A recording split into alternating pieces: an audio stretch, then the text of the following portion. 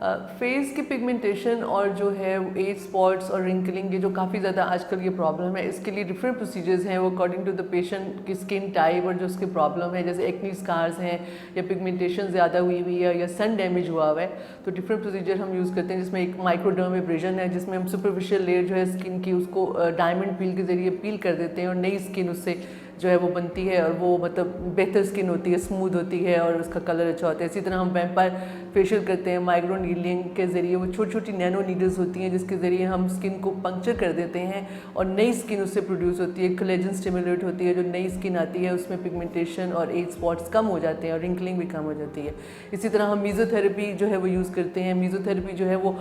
Cocktail of injections होती है जिसमें डिफरेंट वाइटामिन, अमाइनो एसिड्स और मिनरल्स और स्किन वाइटनिंग एजेंट्स होते हैं जो कि according to the patient condition के, अगर पिगमेंटेशन है उसमें हम वो इंजेक्ट कर देते हैं, अगर स्कारिंग है तो अकॉर्डिंग टू दैट जो भी कॉकटेल बनानी है वो, और उससे काफ़ी ज़्यादा बेहतर अच्छे रिजल्ट्स आते हैं। क्योंकि खाली क्रीम्स यूज़ करने से, जो मेडिकेटेड क्रीम्स हैं वो भी बहुत अच्छी होती हैं इन सारी चीज़ों के लिए, लेकिन चूँकि इन पेशेंट्स में पिगमेंटेशन और एज डैमेज, उसके सन डैमेज की वजह से इतनी ज़्यादा लेयरिंग वो हो जाती है, थिक हो जाती है जो एपिडर्मिस, जो सुपरफिशियल स्किन है वो, कि उसके अंदर वो क्रीम्स एब्जॉर्ब नहीं होती। इन सारे प्रोसीजर से ये होता है कि उनकी एब्जॉर्प्शन भी होती है, बाद में हम उनकी मेंटेनेंस थेरेपी करते हैं उन क्रीम्स के साथ, तो पेशेंट के बहुत अच्छे रिजल्ट्स आते हैं उसके साथ। डिफरेंट पेशेंट के डिफरेंट सेशंस होते हैं, 2 से लेकर 4-5 तक।